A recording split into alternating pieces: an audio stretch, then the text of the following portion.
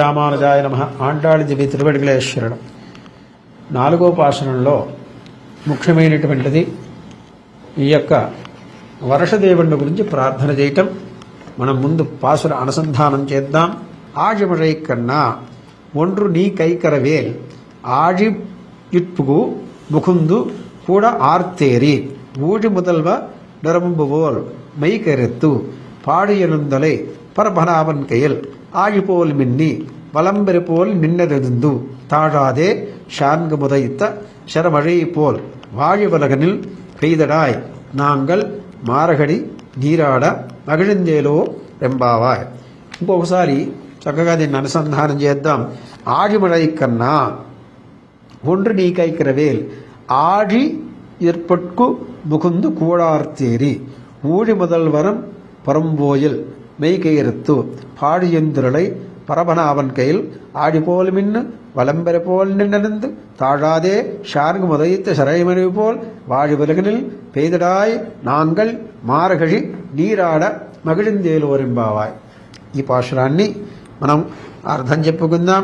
ఆజిమழை కన్నా గంభీర స్వభావం గలవాడవైన సృష్టికి నిర్వాహకుడు అగు ఓ పర్జన్యదేవుడా, నీవు కై ఉండ్రం నీ యొక్క చేతిని ఔదార్యమును కొంచెమైనను కరవేల్ దాచకూడదు, తగ్గించకూడదు. అయినా నేను మీకు చేయవలసినదేమనగా ఆడియలు పుక్కు మహాసముద్రపు మధ్యప్రదేశములో ప్రవేశించి ముఖందుకుడు అందలి జలములనంతయును త్రాగి అస్తు అర్తు అంటే ఆర్తు అంటే గర్జించి, ఇక్కడ ఆర్తు గర్జించి ఉరుములతో కూడి ఏరి ఆకాశము పైకెగిసి ఊడి முதல்வன் ఉరంబోల్ మేకెరెత్తు సమస్త ప్రపంచమునకు అభినిమిత్తముతో ఉపాదానము కారణముకు పరమపురుషుని యొక్క నీలశ్యామల విగ్రహములే నీ దేహము నల్లగిలిగా పాడి అంతోళుడై పర్పణావన్ కైల్ సుదీర్ఘ పీవరణ స్నిగ్ధ సౌందర్య ద్విభుజముల గడ పద్మనాభుడు యొక్క కుడి చేత ఎందు వెలుగుచుండేటువంటి ఆగిపోలు మిన్న శ్రీ సుదర్శన చక్రం వల్లే మెరసి మరుపుతీగ గలవాడవై కయల్ వలంబరిపోల్ నిండ్రు అదిరియండు అంటే కయల్ వరంబెలిపోల్ నిండ్రు అదిరెండు ఎడమ చేత ఇండు దక్షిణావ్రతములకు శ్రీపాంచ శంఖము వలె గర్జించి ఉరిమి షాన్గం వదయిత్త శరమజపోల్ శ్రీ షాన్గధనుము నుండి వెలువడిన బాణవర్షము వలె ఉలగనిల్ వాడ్ సమస్త లోకములో నుండు సమస్త ప్రజలకు ఉజ్జీవించినట్లు నాంగుడం శ్రీకృష్ణం మనమై నోచది నోముకి మగిజిందు సంతోషించి మారిగడి నీరాడ ధనుడు మాసవ్రతము చేయవలసిన స్నానాదులకు అనిష్ఠించుటకుగా అనువుగా తాళాదే అలసింపక త్వరగా పేదడాయ్ నీవు కృప చేసి వర్షింపవలను సుమా ఎలా ఏరోల్ ఎంబావై ఆయ్ తగిన అద్వితీయ మంగళవ్రతము నెరవేరును. దీనిలో మనకు ప్రధానంగా తెలుస్తున్నది ఏంటంటే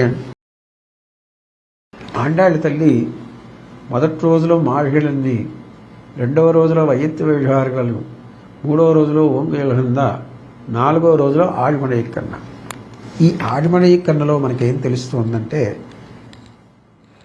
మేము ఒక వ్రతాన్ని ఆచరింపదలిచాం, దానికి స్నానాధికారులు పూర్తి చేసుకోవాలంటే మాకు మంచినీరు కావాలి. అంటే మంచినీరు కావాలి ఆమెను అడగటం కన్నా ఎంత గొప్పగా ప్రార్థన చేసిందో చూడండి. ఓ పర్జన్యదేవుడా అంటే ఓ వర్షదేవుడా, దానికి అధిష్టానమైనటువంటి శ్రీహరి. అక్కడ ఇక్కడ ప్రపంచం మొత్తానికే అధిష్టానమైనటువంటి దేవత శ్రీహరి, వేరే వాళ్ళు ఎవరూ లేరు అని మనం చెప్పుకున్నాం.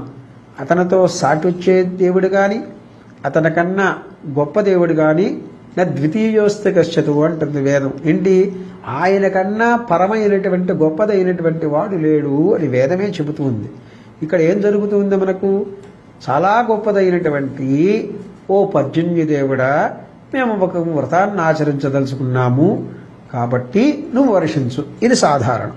దీనిలో విశేషం ఏంటో తెలుసా అండి, ఆ పర్జన్యదేవుడి యొక్క గొప్పతనాన్ని వర్ణిస్తూ ఉంది. శంఖము, చక్రము, గద, శార్ంగము, ఈ 4 ఆయుధాలు ధరించినటువంటి వాడు శ్రీమన్నారాయణుడు.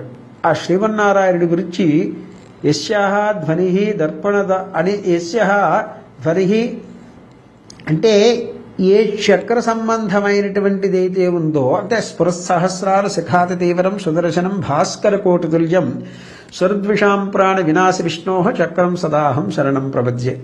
రాక్షసుల యొక్క హృదయాల్లో వాళ్ళ యొక్క చేసేటువంటి చేష్టల ద్వారా తన శిరస్సును ఖండించే చక్రం ఏదైతే ఉందో దానికి నమస్కారం. రెండోది యస్య ధ్వని దానవ దర్పహంతా తం పాంచదన్యం సజకోటి శుభ్రం. ఏ యొక్క శంఖధ్వని చేత రాక్షసుల యొక్క హృదయం మొత్తం కూడా పగిలిపోతుందో అటువంటి యొక్క శంఖము ధరించినటువంటి వాడు. శార్గం సదాహం శరణం. మొత్తం ఒక్కొక్క ఆయుధానికి దీనికి పంచాయుధ స్తోత్రం అంటారు. ఒక్కొక్క ఆయుధం యొక్క గొప్పతనాన్ని గురించి మనకు వివరణ ఉంది. ఆ ఆయుధాలు భగవంతుడు ఎందుకు ధరించాడనుంది. ఇక్కడ ఆండాళ్ళు ఏం చేస్తుందంటే చక్కనైనటువంటి సుదర్శన చక్రాన్ని ధరించినటువంటి ఓ పరమాత్మ, నీ చేతిలో ఉన్నటువంటి శంఖం యొక్క ధ్వనిని మాకు తెలియజేయి. అట్లాగే నువ్వేం చేస్తావంటే సముద్రం అనేటువంటి దాన్ని మధించి దానిలో ఉన్నటువంటి ఈ యొక్క ఉప్పు నీరుని ఆకాశంలోకి పంపించి ఆకాశంలో నిర్మలమైనటువంటి మంచినీళ్లు అంటే స్వచ్ఛత అయినటువంటి ఉప్పు లేనటువంటి ఆ యొక్క వాటిని మాకు అనుగ్రహించు. తద్వారా మంచి పంటలు పడుతాయి, 10 మంది కూడా సుఖంగా ఉంటారు, శాంతిగా ఉంటారు. కాబట్టి మనకు అటువంటిదైనటువంటి పుణ్యం చేసి మాకు ఒక గొప్పదైనటువంటి ఉపకారం చేయవయ్యా అని అంటూ ఇంకో మాట ఏముందంటే, మేము మార్గశిర మాసంలో కాత్యాయని వ్రతాన్ని ఆచరిస్తున్నాము. ఈ వ్రతానికి మేము ఉదయాన్నే లేచి స్నాన సంధ్యాదులు చేసుకుని మేము శుభ్రంగా మంచి బట్టలు ధరించి అక్కడి నుంచి వెళ్ళి వటపత్ర సాయి కైంకర్యం చేసుకోవాలి. కాబట్టి దానికి అనుగుణంగా మంచి వర్షం గనక నువ్వు కురిపించినట్లయితే ఉదయాన్నే లేచి అన్ని చోట్ల మడుగుల్లో తీర్థం ఉంటుంది కాబట్టి ఆ తీర్థాలలో మేము స్నానమాచరించి స్వామి యొక్క కైంకర్యం చేసుకుంటాం. కాబట్టి మాకు దానిని ప్రసాదించు స్వామి అనేసి 4వ ఉపాసనం యొక్క విశిష్టత చెబుతూ ఉందన్నమాట. ద్రవంత దైత్యా, దీనిలో గొప్ప విశేషమైనటువంటిది 2 వాక్యాలు చెప్పుకుందాం. ద్రవంత దైత్యా ప్రణమంతి దేవాః పశ్యంతి రక్షాం చస్యంతి చారయః అనేసి మనకు ఈ ప్రపంచంలో మొత్తం విష్ణు ధర్మంలో కొన్ని విషయాలు చెప్పుకొచ్చాడు. అంటే విష్ణు ధర్మం అనేటువంటి శాస్త్రంలో భగవంతుడి యొక్క గొప్పతనాన్ని చెబుతూ కొన్ని విషయాలు చెప్పుకొచ్చాడు. అట్లాగే అనేకములైనటువంటివి మనకు శాస్త్ర సంబంధమైనటువంటి ద్వారా తెలుస్తుంది. ఇక్కడ ప్రధానంగా ఏంటంటే మనకు కావలసినటువంటిది తక్కువ సమయాభావంలో ఎక్కువ విషయాలు తెలుసుకోవాలి. కాబట్టి ఇక్కడ ప్రధానంగా మనం సాత్వికమైనటువంటి పెరుమాల్ని సాత్వికమైనటువంటి మార్గంలో సాత్వికంగా ప్రార్థన చేద్దామంటే అక్కడ మనకు కావాల్సింది సాత్వికమైనటువంటి వాతావరణం కలగాలి. రెండవది, వాతావరణం అంతా పరిశుభ్రంగా ఉంటేనే కానీ మనస్సు ప్రశాంతంగా ఉండదు. మనస్సు ప్రశాంతంగా ఉంటేనే కానీ భగవదర్చన చేయటానికి కుదరదు. కాబట్టి ఇవన్నీ నీ దగ్గరే ఉన్నాయి, మాకు అందజేసి మమ్మల్ని తీర్థమారేటట్లుగా అనుగ్రహించు తండ్రి అని చెప్పింది.